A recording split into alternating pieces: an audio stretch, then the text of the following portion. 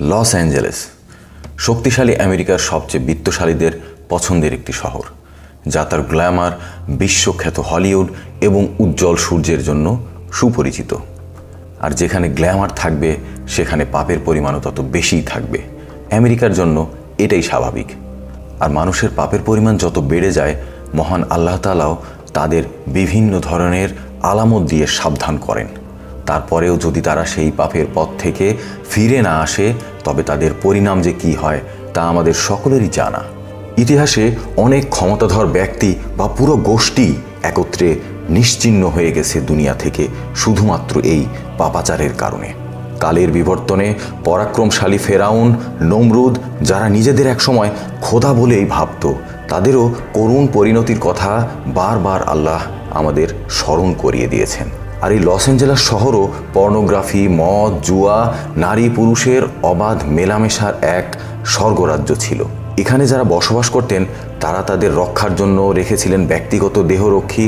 যে বাসায় তারা বসবাস করতেন সেখানেও ছিল মারাত্মক সিকিউরিটি ব্যবস্থা।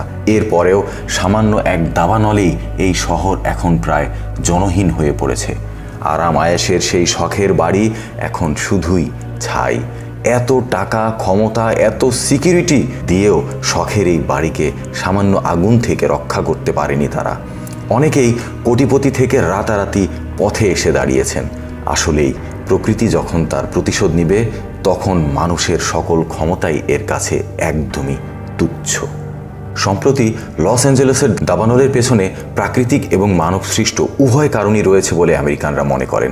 সেখানকার গরম ও শুষ্ক আবহাওয়া আর সাথে সান্তা আনা বাতাস, যা আগুনকে দ্রুত ছড়িয়ে দিয়েছে। আর শুষ্ক ঘাস ও গাছপালা সেখানে জ্বালানির মতো কাজ করছে। তবে আগুন লাগার কারণ কি তা এখনও বের করা সম্ভব হয়নি। কেউ কেউ মনে করছেন ক্যাম্প ফায়ার বা সিগারেটের আগুন থেকে অথবা বৈদ্যুতিক শর্ট সার্কিট থেকেও আগুনের সূত্রপাত হতে পারে। তবে সোশ্যাল মিডিয়াতে কয়েকটি জিনিস খুবই ঘুরে বেড়াচ্ছে, আর তা হলো ফিলিস্তিনের নিরীহ জনগোষ্ঠীর উপর ইসরায়েলের বর্বর আক্রমণ আর নির্যাতনে আমেরিকানদের সমর্থন। শুধু তাই নয়, সরাসরি তারা অস্ত্র ও গোলাবারুদ সরবরাহ করেছে ইসরায়েলকে। আর এ কারণেই অনেকেই মনে করছেন যে এই দাবানল তাদের উপর এক প্রকার গজব হিসাবেই নেমে এসেছে।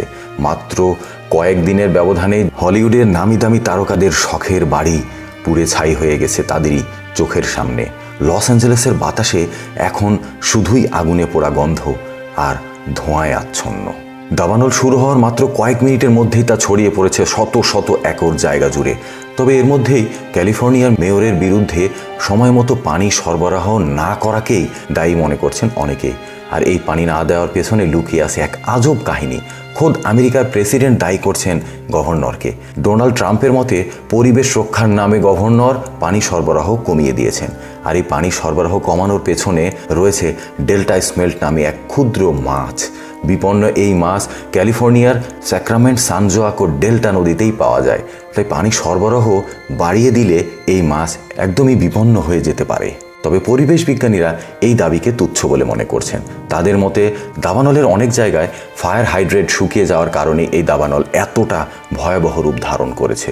মোট 6টি দাবানলের মধ্যে 2টি নিয়ন্ত্রণে এলেও বাকি 4টি, বিশেষ করে প্যালিসেডস এবং ইটেন ফায়ারে প্রায় 40,000 একর জমি পুড়ে ছাই হয়ে গেছে। প্রায় 12,000-এর মতো ঘরবাড়ি আগুনে পুড়ে ভস্ম হয়ে গেছে।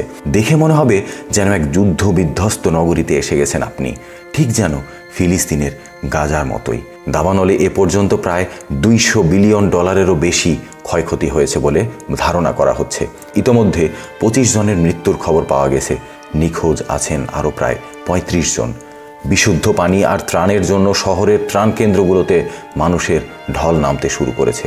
আমেরিকার ফায়ার সার্ভিস কর্মীরা এবং তাদের সাথে পার্শ্ববর্তী দেশ মেক্সিকো ও কানাডার ফায়ার ফাইটাররাও দিন রাত অক্লান্ত পরিশ্রম করেও দাবানল নিয়ন্ত্রণে আনতে পারছে না। উপরন্তু তা বেড়েই চলেছে।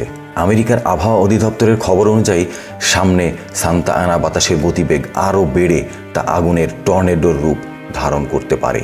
তাই আরও প্রায় 2 লাখ মানুষকে রেডি থাকতে বলা হয়েছে। যে কোনো সময় তাদের ঘর বাড়ি ছেড়ে দিতে বলা হতে পারে। পুরো এলাকায় রেড অ্যালার্ট জারি করা হয়েছে। আসলেই কি হতে চলেছে ক্যালিফোর্নিয়ার ভাগ্যে? তারা কি তাদের ভুল বুঝতে পারবে, নাকি আবারও লিপ্ত হবে একই পথে?